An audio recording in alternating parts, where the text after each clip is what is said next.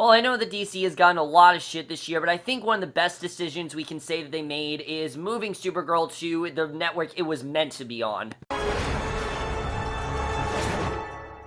Hey guys, remember the season premiere of Supergirl, Season 2, Episode 1, The Adventures of Supergirl, and I was definitely looking forward to this episode, mainly for a couple of reasons. One, as you guys know, I actually really did enjoy last year's first season, but I thought it was overall a very interesting show, but I really didn't know what we were getting into with this episode, because the fact that they moved it to CW, I was definitely all for that. I don't know why the show was ever on CBS. It should have never been on CBS. It did not fit there. It was completely different than anything on CBS, and CBS really held it back, I think, from really getting the audience and really finding, its groove that it needed to find. And I think one of the best decisions they made, like I said in my intro, was moving into the CW, but in general, because that I didn't really know what we were getting here, because I didn't know if they were maybe going to change things up, if the show was going to be more connected to The Flash, Arrow, and, Legend of Tomorrow. I really didn't know what this was going to be.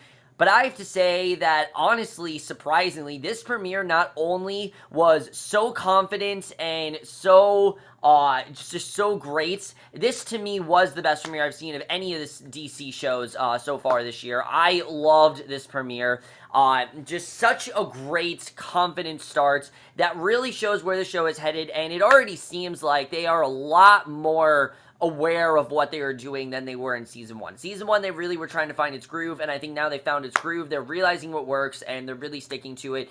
Let's just get into this episode, because there is definitely a lot that happened in this first episode. A lot of not really a ton of exposition, though, honestly. Surprisingly, there really was not a ton of exposition. A lot of this episode is introducing you to things and rolling with it, rather than knowing a ton about that character. We'll find out stuff about that character, but this episode gets you more into what's going on and less into exposition. Very rare that I've seen it in the show, but this show actually did that really well. Let's just get into this episode, because I really do want to talk about it.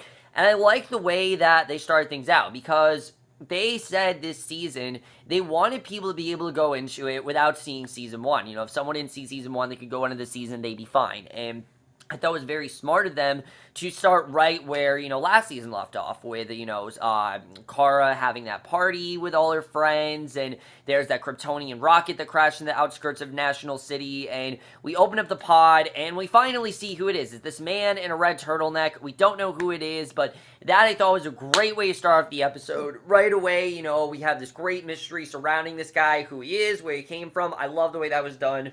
Really interesting stuff there. So the next morning, Supergirl and Martian Manhunter fly into the DEO's new headquarters, and I really do like the way the DEO looks now. It just looks a lot better, honestly, and maybe it doesn't look, as big as a budget, but like Kara said, it just looks cooler. It looks, more interesting, and it doesn't look like, any other headquarters. And a large skyscraper is in the middle of National City. Apparently, the DEO has always had this facility. They just didn't use it last season for unknown reasons, mainly because, obviously, they wanted to upgrade things, we can tell. So the man who fell, and I thought that was kind of cool, we found that out, the man who fell to space is actually still unconscious, and he's under monitoring by the DEO. The DEO brings in Wynn to analyze the rocket software, because he actually knows Kryptonian now, and Wynn already has a much more substantial role this season, which I like, because you guys know how much I love Jeremy Jordan. I think he's a great actor, and I think he did a good job in last season. They just, I don't really think, ever utilized his character that great. They definitely did in some episodes, but a lot of the times he was just there to be third wheel for Kara, and I'm glad that he's not there for that this season. It seems like he has a much more substantial role, and I think this is really going to fit him very well. He is the, Cisco of Supergirl, if you will, definitely, and I like that they were giving him that role, because he's very funny, and he nerds out a lot, and they're definitely trying to make him the Cisco of this show, and I definitely like seeing that. And I think it's really working for him very well. I can't wait to see where that's going to go. But on the way out, Alex asks Kara if she's going to watch the launch of the Venture, which is a new passenger rocket ship, but Kara says she's going on her first date with James instead. As we know, they're trying to make things work, and Alex notes that Kara seems overeager about the date, which means she's trying to convince herself that the date is a good idea, which she doesn't really know if it is. And Kara doesn't respond, as she has to run to see Kat, and I really do like Kat. You guys know I really did like Kat last season, but they definitely are headed for a much more intimate relation between these two. What I mean by intimate is that these two seem to be a lot closer and a lot less of just Kat calling Kara out on her shit. It seems like Kat actually is trying to help Kara this season, and I like seeing that. Not that we didn't really see that, but there just a lot of times was Kat insulting Kara, and I like that there's a different relation between these two. She wants to know what Kara wants to do as her new vocation, because as we know, Kat offered Kara whatever job she wanted last season, and Kara hasn't made a decision. Kat gives her 48 hours to decide, and then berates Kara's replacement a bit. This girl that runs up to her. It was very funny to see the way that she's complaining to her about salad, because that is how she treated Kara last season. And yes, she does still call her Kira, but they do definitely have a much more different type of relationship, and I like seeing this. I think it's, again, a really good upgrade for the show. And that's really what this premiere is all about. It's all about upgrading things, you know, characters that have much closer relationships. The cast in general just feels a lot more comfortable in their roles. And Calista Flockhart, I always felt was comfortable in this role, but in general, it just seems like they're a lot happier to be here, and I really love seeing that. And that's mainly because, in general, Calista Flockhart does not have a substantial role this season. You guys know she's a recurring character this season, and that's because Calista Flockhart, as we know, the show moved to Canada. Calista Flockhart does not live in Canada. It's hard for her to commute, and she's only going to be on every so often, which I think is good for a character like Kat Grant. She's a good character, but we don't need her as a main character, and I'm glad to see the way, I think, you know, with her being a recurring character, they're definitely utilizing her very well, and I can't wait to see where they're going to go with her, you know, when they don't need her all the time, and I think that's definitely the right direction to go with her overall. So that evening, we get this great scene where Kara is super speeding her way through several outfits. She kind of reminded me of the Flash, the way she was able to do this, but literally she's going from outfit to outfit, not really figuring out what to wear, and James does show up at the apartment with pizza and pot stickers for their dates, and at James' urging, they put on the Venture launch, but an engine quickly malfunctions, caused the shuttle to fall back into the atmosphere, and obviously that's not good. And then we get to what I know everyone was looking forward to. We go to Metropolis, and we see Clark Kent, yes, Tyler Hoechlin himself. And let me just say that he has this character down to a T. I was worried about Tyler Hoechlin because I didn't think, oh, this guy really strikes me as Superman. But I've always really liked him as an actor, and he absolutely killed it as this role.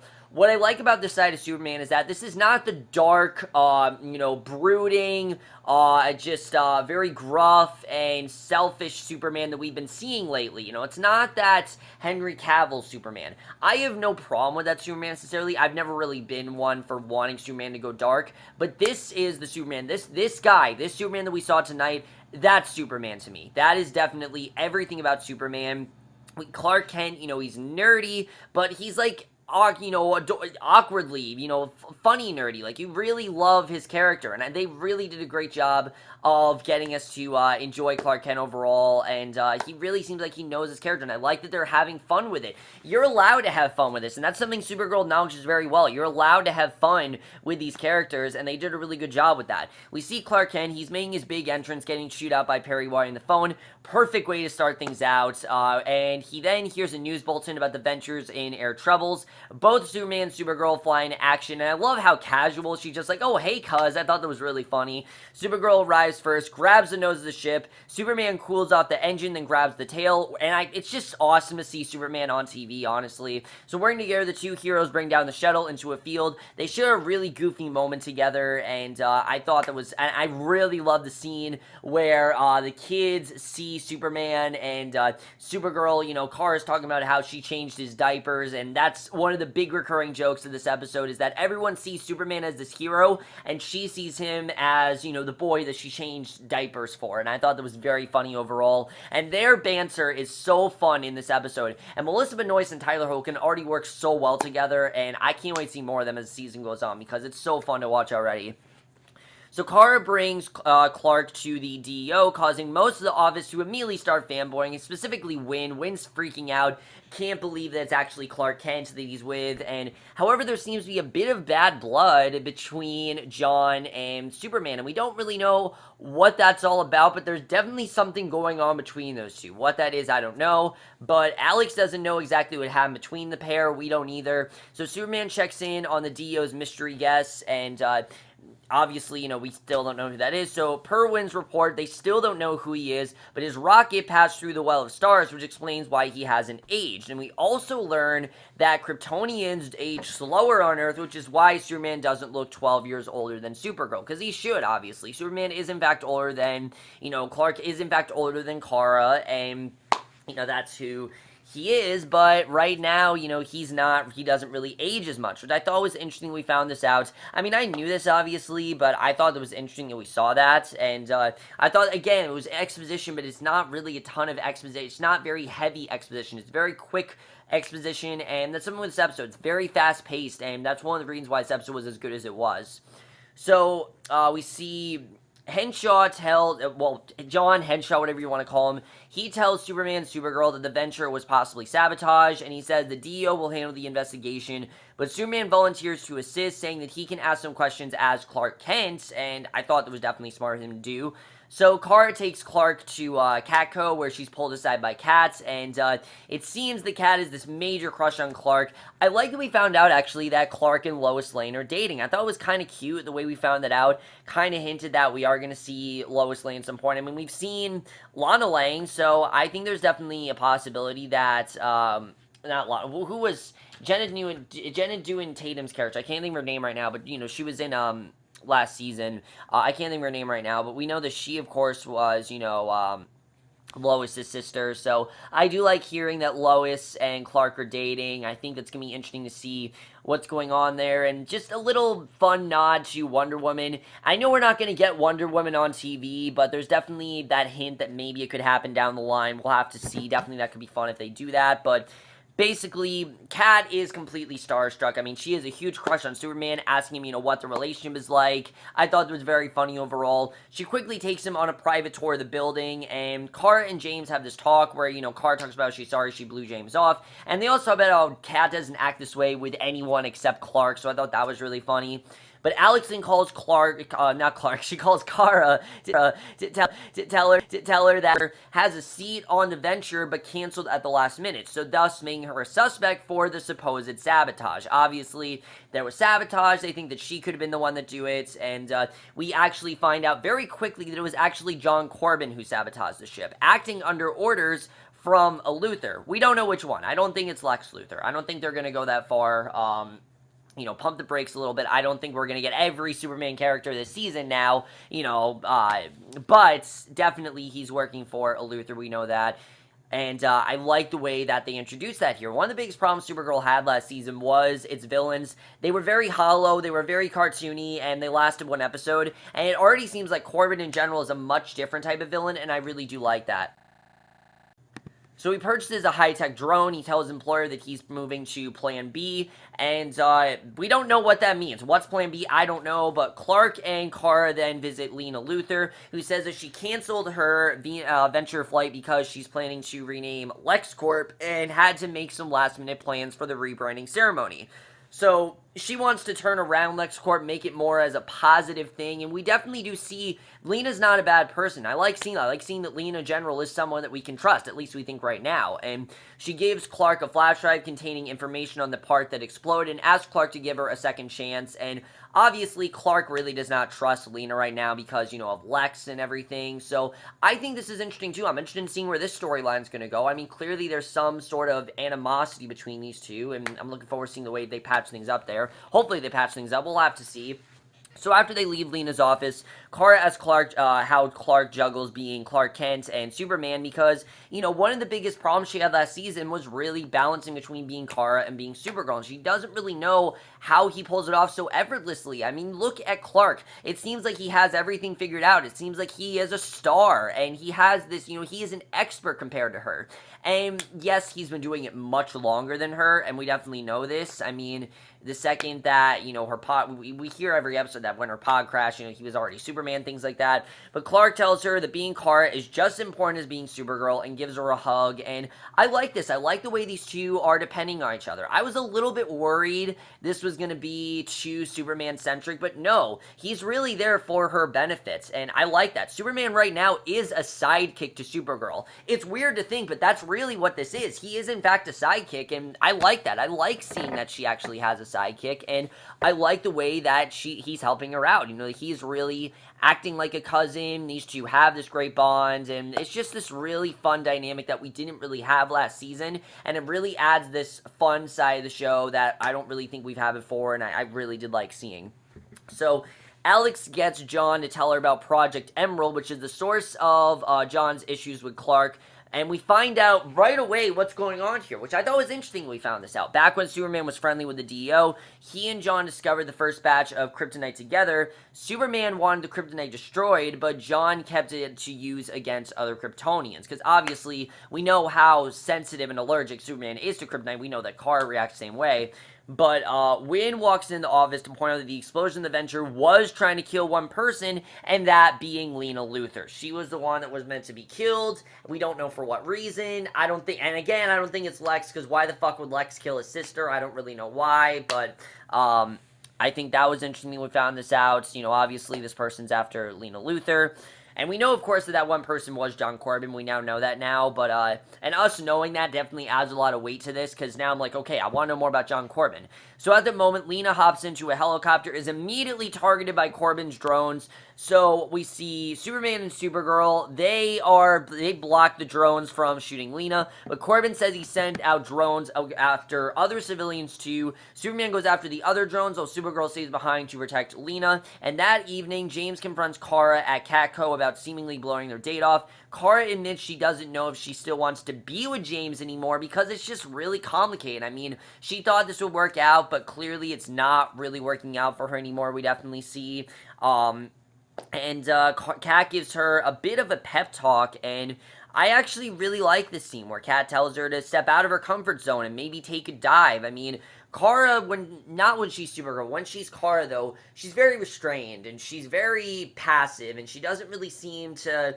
really take a lot of action. And I like seeing that Kara's, Kat's telling her to ignite that fire, and really make her own decisions, and, get this more, not evil side, that's not what I'm trying to say, but this more threatening side of herself. Get in touch with that side, get a little bit rebellious, and I like seeing that overall. Again, I like seeing the Cat's more of a mentor to her this season, and I really did like that overall. Really good scene there, and again, Calista Flockhart really just does such a great job when she's giving speeches.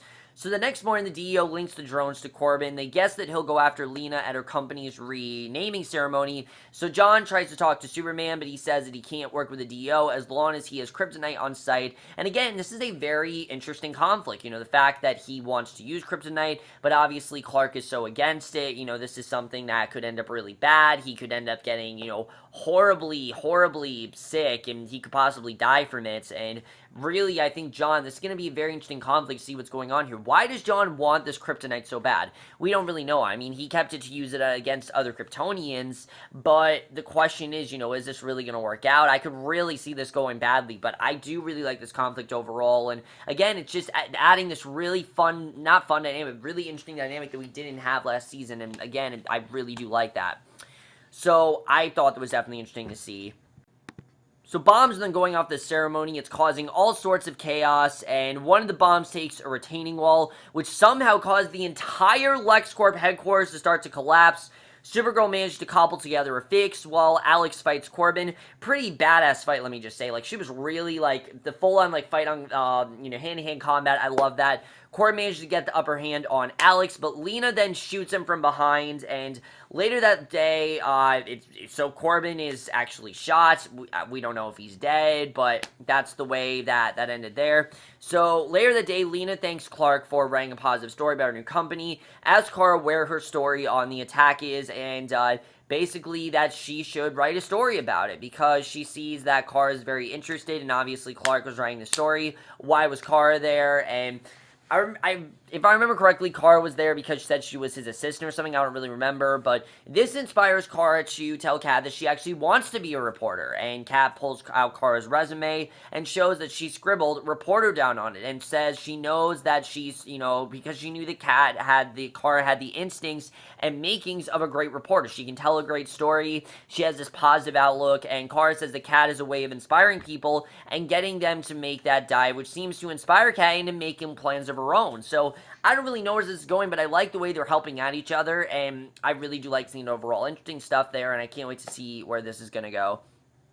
So Kara finally gets a chat with James, admits that she's still trying to figure out how to be Kara, because again, she just doesn't really know how to separate the two, and I mean, it's a genuine problem. I understand what she's going through. She then tells James that they would work best as friends, and I agree with that. I think definitely don't rush this relationship. I'm glad she said they need to end this relationship before it starts, and I haven't really seen many CW shows do that. I mean, Iris and Barry, they just randomly started to get together. Felicity and Oliver got together. I mean, they were friends for a while, but they got together. I like that they've actually decided that, no, we work better as friends. I mean, it gets us away from that ridiculous love triangle we had last season that I could not stand. You guys know, one of my least favorite parts last season was the love triangle between, Wynn, James and Kara. I don't think it was a bad love triangle by any means. It just really detracted the show, and I felt like it really did not need to be there. So I'm glad to see that they decided to be friends, and I'm hoping that this just lets, this doesn't give Kara really a romantic interest. I think Kara's best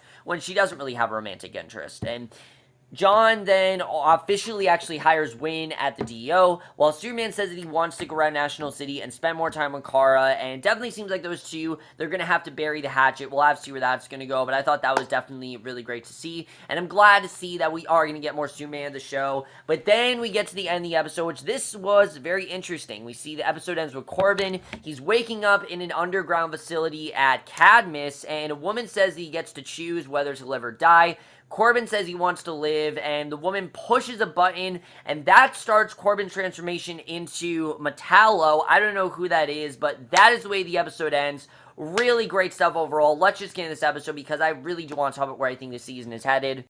So really, like I said, this premiere really impressed me overall. There were a lot of things in here that I was very surprised about. First of all, the lack of exposition. I mean, we really found out everything we needed to. There's not a lot of questions going into episode 2, except for where they're really headed with Corbin. Now, let me just say right off the bat, you guys know this, I don't know shit when it comes to comics. I don't read the comics. I'm not, really an avid reader of comics. I watch the TV shows. I watch the movies. That's about it. I don't know who the fuck Metallo is. I don't know what Metallo does. And I don't know why Corbin is transforming into Metallo and what this is really going to do to him. But I can tell you that I'm really liking Corbin as a villain, and I like that they are sticking to this character. Because, again, I think a problem with Supergirl last season that they did not stick to the main villain. They had the villain of Astra, then they ended up killing off Astra way too early in the first half of the season. They tried to redeem her. Then they made Non the villain, and it just didn't work. And it already seems like this season they are actually establishing a legit villain, and I like seeing that. But what I like even more is this dynamic of Superman. I really am loving what we're seeing of Superman so far, Clark, whatever you want to call him. There's definitely a lot of animosity between Clark and John, obviously because they have very different views when it comes to the use of kryptonite. John wants to use it, Clark doesn't want to use it, and I'm looking forward to seeing where they really end up with this, because, we can see that Clark, he has a genuine reason for using it, but John's reason in general, you can really understand. I mean, he feels that it's best to use it on other Kryptonians, because if you use it on other Kryptonians, it hurts them just as much as Clark. But Clark, if he's exposed to it, I mean, this could end up really bad for him, so I don't really know where that's going to go. We'll have to see. I think that's going to be very interesting, and the dynamic of these two overall, I really do love seeing Superman and Supergirl work together, because they really are going through a very similar situation, and I'm hoping that we see more of what's going on with that. Who is the Luthor that Corbin is working for? We still don't really know. That's going to be interesting. We know it's not Lex, but I do like that we can trust Lena Luthor. I think we are going to see more of her in this season, and I like that. I like that we saw that Clark has kind of forgiven her. Obviously, he's not completely forgiven her, but I do like where that's headed overall, so I think that's definitely going to be interesting where that goes. I like that Kara and James decided to be friends. Like I said, I think it just creates less drama. We don't need that love triangle in there, and I'm happy that that's not there. Kat and Kara, I really like where this is going. I like that Kat is, like I said, she's serving as more of a mentor to Kara, and less is just someone to talk shit to Kara. I think it's definitely a better role for her, and I like their dynamic overall. And again, Kat's not on the season a ton, so we'll have to see where she's going, because I think that's going to be interesting where she's going to go. No Lord in this episode. I thought Lord would be here, but no Maxwell Lord. Kind of weird that he wasn't in this episode, because we know we had that big thing last season, but he wasn't here. I don't know if he's coming back, but we'll have to see. I don't know if they're just going to abandon that. If they do, fine. I don't really care that much. I never really cared that much for Max Malloy as a character. But we'll have to see where that's going to go. I don't really know. What it really seems like they're doing this season is they're taking all the best things about Season 1 and they're expanding upon it. You know, Wynn's, like I said, witty and nerdy self, they're expanding upon that by making him now part of the DEO. And that's going to be a lot of fun to see because as much as I do like Alex and John, I mean, they're very serious people. Wynn's not a very serious person. You know, he's a lot of fun to be around, and I think he's really going to add a fun dynamic there that we didn't really see when he was at Catco, and I'm looking forward to seeing the way he works there. I think that's going to be a lot of fun to watch. Or, you know, say Superman, they didn't have that element of him in the season. And in general, now they're on the CW, they can do a lot more things when it comes to superheroes. They can put a lot more in there. You know, this show CW is not exactly procedural. CBS is procedural, and I think that really did hurt Supergirl. And I like that they're not really going in procedural direction. I really do like that overall. I really did love, what we saw this so far. And overall, guys, I really enjoyed this premiere. I think this is totally the direction for the show. Really surprised me because, like I said, I really didn't know where we were headed going into this. I didn't know how this really was going to be. But honestly, if they keep this up, if, you know, the episodes turn out to be as good as this premiere, this could be better than everything in Season 1. I mean, Season 1 was great, and the stuff that it was in Season 1 was genuinely great. But it definitely is not what this seems like it's going to be. This seems so much more confident. This seems so much more self-aware and just so much more fun. And that's the thing I love. Supergirl can be a fun show. It seems like they're really embracing that fun, that cheesiness. And I like that they made Clark Kent in general a nerd. I think it actually works really well for him. It makes him a lot of fun to watch. And they're definitely trying to make him less of the Henry Cavill and more of the one from the TV series. I can't think of his name right now, but they're definitely trying to make him like that. I'm probably an idiot for not remembering his name, but I can't think of his name right now. But they're definitely trying to do that. Are we ever going to see Lois Lane? I don't know. I mean, we know these two are together, and I did like hearing the name Lois Lane, at least, and I like hearing the name Perry White. It definitely kind of makes me think we are going to see him at some point, but we'll have to see.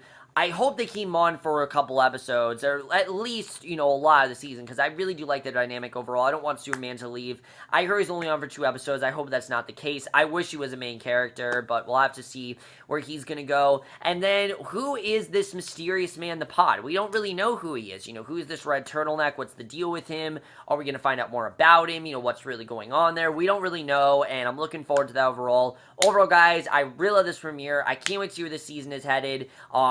To me, this is exactly how you do a great season premiere, establishing, you know, really where the show is going. Let me know what you guys thought of this episode. Love to hear your thoughts on it. I really love this premiere overall, and I will see you guys in my next video, which will be for Luke Cage. I don't know if I'm going to continue reviewing Timeless as a individual show. I'll watch the next episode, and if there's not a ton to talk about, then I'll just review it as a season. I don't really know, but I will see you guys for either one of those. Okay, bye.